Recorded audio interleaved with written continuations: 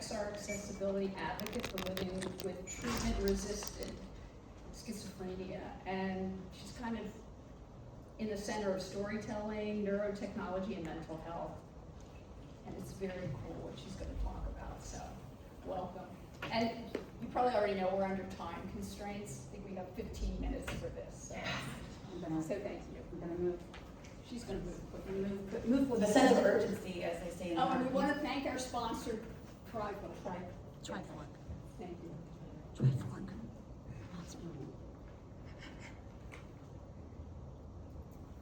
All right. Can everyone hear me? Yes. Wonderful. I need to really need a mic. Hi, everybody. My name is Kat King. I'm 36 years old, and I am, like Patrice, thank you for that introduction. Thank you. I am a disabled veteran who lives with treatment. Oh, there we go. Hold it on. There we go. Yeah, and I've been living with treatment-resistant, it's considered treatment-resistant schizophrenia because despite the lack of treatment I've received over the 15 years I've been living with it, none of the medications they just don't work. And so I'm maybe an edge case. There we go. Yeah, no worries. And I could be considered an edge case, but in this day and age, I don't know if there's such a thing. Because for more than half my life now, I've had to ask questions that many people rarely think about. Questions like, can I trust what I'm seeing? Can I trust what I'm hearing? So I want to ask you a question, because today isn't really about schizophrenia itself, it's about perception. And perception, as we all know, we're all here at AWE because we know that perception is the foundation of XR. So let me ask you a question. If you generally trust your senses, could you raise your hand for me? Good, that's good. That's very heartening for me to hear. Most of us do, right? Most of the time. But I want you to keep that answer in mind as we go through this, because I think I might be able to challenge that a little bit. Every day when I wake up, I think about the sounds I'm hearing, right? And many people don't.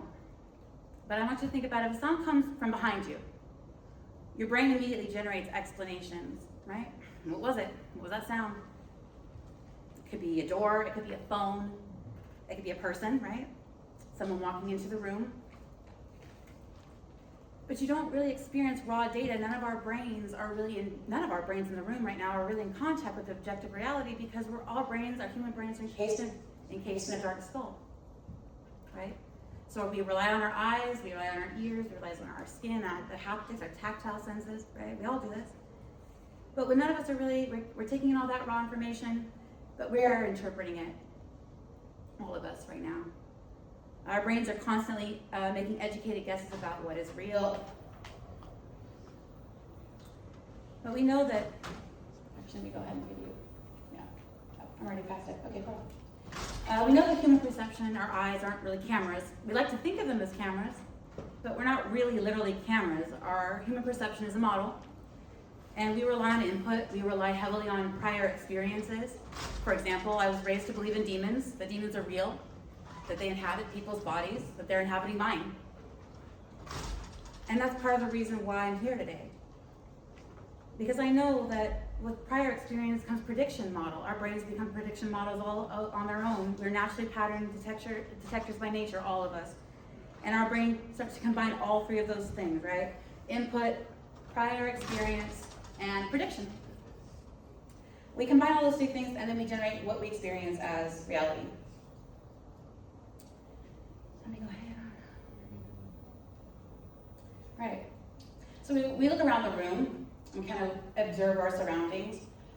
All of us in this room may walk out of here in about 10 minutes and say to ourselves, what I saw was this, I saw that, I heard this, I heard that. And we may all have that same input. But I want you to think about, I'm going to use laser pointer, it's great. That's a good signal. You know, if I put this, usually what happens to me is I have most of my visual hallucinations, I have a fully formed one, and he just stands behind me in my right periphery. So imagine like that being a signal. It's just in your periphery all the time. And it's just, talking to you, yelling at you, It's like my little drill sergeant that wakes me up every day, but it's not a pleasant experience, right? It's distressing, it's disturbing, it's not fun, and it colors the way that I interact with the world for the rest of the day. And that's my wake up. Every day, 6,000 days, give or take. And that's the point. We're all gonna have the same input, you're gonna have the same output from me, I'm outputting to you now, and as soon as we leave the room today, we'll all have a different perception of my presentation, my affect maybe, if you're a healthcare professional. You'll get different answers, and that's the point.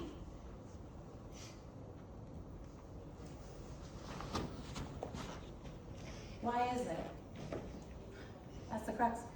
Perception isn't passive, it's a constructed experience, and every person in this room is going to bring their own experiences, their own expectations, their own memories and assumptions, and on that same information, right? So we talk about our senses, we talk about what we see, what we hear, and our memories, and often we all have the experience that we didn't quite catch that in a conversation, but we really were confident that we understood it, and we respond with confidence, and then we're stopped back down to find out, oh, that's not what I said. Well, I experience that all the time, because the voices I hear are sometimes my loved ones, and maybe loved ones who've passed away, maybe loved ones who are thousands of miles away, but they sound like they're outside of my head. They sound like you or I having a conversation today in the same room. They inhabit a physical, real space. And it's something that, for me, feels like a living nightmare. It's a horror show that I never really get to walk out of. It never ends for me. And when I think back to vision, sound, memory, and expectation, and my prior experience, of course I served in the military. My schizophrenia does have a trauma history associated with it. But if you don't know this, there are many people in the world who experience schizophrenia with no trauma history, although statistically the majority of people who have schizophrenia have at least one traumatic experience in their lives. And you can see why. It's difficult because we're all doing this right now and all the time, but my brain is already operating at a faster, and faster isn't better, pace of that decision-making process. What was that? And am I always in a state of hypervigilance of, I heard that voice, I didn't know if that was my wife or if that was a hallucination of my wife. Those are the constant questions I'm asking myself all day long. So as I look around the room, I see a lot of eyes where they shouldn't be, and a lot of mouths where they don't belong. And for me, that makes it difficult to participate in some of those grounding activities, or grounding techniques, like 5, 4, 3, 2, 1. It's a very popular grounding technique. You look around the room, you see 5 things, you identify those 5 things. It's difficult for me to do that now, because when I look around the room, I see things that make me feel distressed and uneasy. So I had to find other means. And normally when something unexpected happens, your brain will update its model. Once you see the person, you confirm that was the person who walked in the door because you heard the door open and close behind you. You look behind you, right? And there's the person, confirmed, real person, perfect. I can't say that. I've had 20-minute long conversations with people who just were not there. And I had no idea. So it was just crazy for me to constantly be in a situation where I really just didn't know what was going on and who was what and what was real. So I would investigate it, right? We all would investigate that sound. We all gather that information, and then we would move on. It's not that simple, right? Imagine uncertainty doesn't resolve so easily.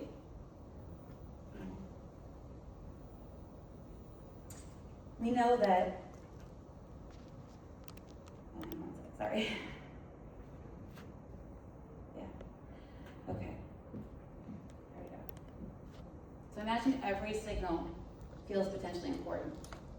Every sound you hear is something that you have to investigate. It's not an option, it's a have to, must, because there is every sound, every glance, every coincidence, every unexpected event. For me, this is where my lived experience enters.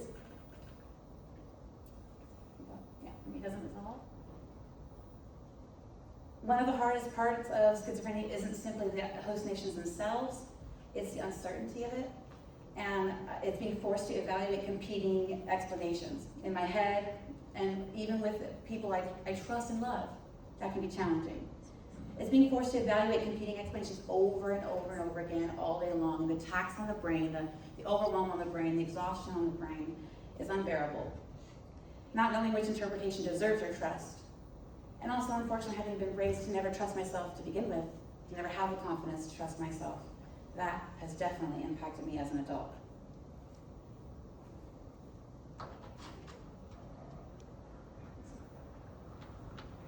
Oh, I got time.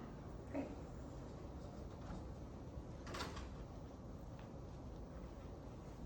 The important thing is that this isn't a complete different system, this balance model, right? We're all doing this, and I still have to, when I take my CBT for psychosis class for the VA, I'm still picking up these tools all the time now. I have a toolkit now that I didn't have before, and I needed something. I needed to know that in the middle of the night or at 2 in the morning or wherever I was in the world in real time, I wouldn't just be able to call my therapist. I wouldn't just be able to necessarily even go to the ER. I don't trust the ER. I've been hospitalized more than 13 times, and almost every hospitalization has been traumatic in some way, shape, or form.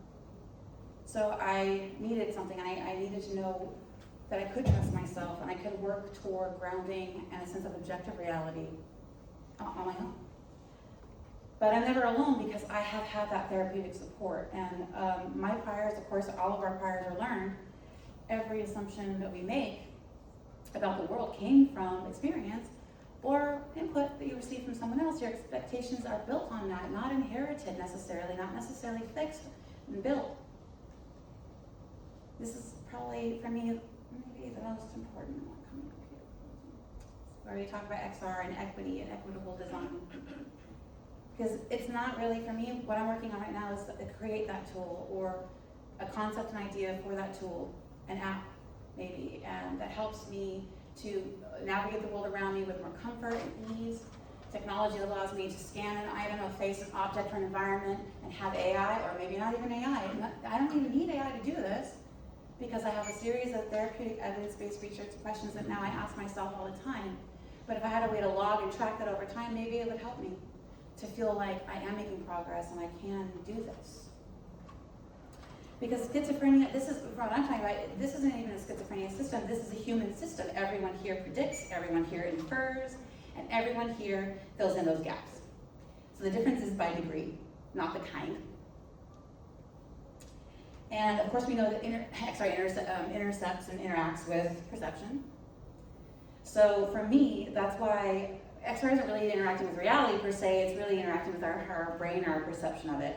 We are designing directly for a system that constructs that reality, and so that every headset, every interface, every spatial experience, every AI assistant, every accessibility tool, they all interact with perception, right? So for years, I searched for those tools, and they just couldn't help me navigate that uncertainty. Not in a real world context. In a clinical environment, it's white walls. There are padded cells in some psych wards. And for me, that's not a place for me to know that this is a safe person, that I'm in a real place with people who genuinely are real and have my best interests at heart. I've never experienced that in any healthcare environment ever in my life. And that's a shame. That's a failure of all of us as a society, I believe. But for me, I was looking for that real world context in that tool, and I found it in PerceptAR. And right now, this is not a pitch. This is not a cure. This is not a panacea at all, but it is, and it's surely not a diagnostic tool. But it is a navigation aid, and so far it's helping me because I'm finding an accessibility layer to it for reality. And while the rest of the world is trying to kind of escape a little bit, and we want to, as much as we want to keep things human-centered, we know that we are kind of drifting into a world where we need to think about designing for instability, not just stability. There are generations of people who don't even know that they have schizophrenia in their genes because no one in their family maybe even knew about it, never talked about it, it was hidden from them. In my family, my uncle, my grandmother's twin brother, I was always at the house for the holidays, and it was Uncle Bill talks to people who weren't there. This word schizophrenia, the word psychotic, psychosis, none of those words were ever used. And he was pretty much harmless. Like, I never experienced any fear in his presence or in his company. So I didn't have that prior knowledge or background of schizophrenia as something that was inherently necessarily bad or scary or evil. But media and film, I mean, the schizophrenic serial killer, that whole stereotype has just been completely fed. The media continues to feed it. And those systems that we're designing here back in the XR industry even are designed for ideal conditions, many of them. I would say even maybe the majority of them that I've encountered so far, for ideal users, for ideal cognition, or even I would say maybe neurotypical, ideal environments, but real people aren't ideal and life isn't ideal. Design becomes more powerful when it acknowledges uncertainty rather than pretending it doesn't exist. So I have to ask you, who gets left out when we assume that everyone experiences the world the same way? Who gets excluded when we design, who gets excluded when we design only for certainty? Who are you designing for? Me, I'm designing for 24 million living human beings in the world who live with schizophrenia. And 100,000 of them are veterans like me who haven't been able to access VA. I actually only just got my VA healthcare access after 15 and a half years of struggling with VA. And I'm here today because I was able to get even that stable enough to present and be in front of a group today. So, just a friendly reminder, I think we're all getting the message here. We don't see reality, we infer it. Every perception is a model, and every experience is an interpretation, yes. Every interaction with technology happens inside that process. So I'm asking to design for accessibility, and think about accessibility at every turn. Don't presume that it's baked in to your stack at the back end of things. Design for at the front. Thank you.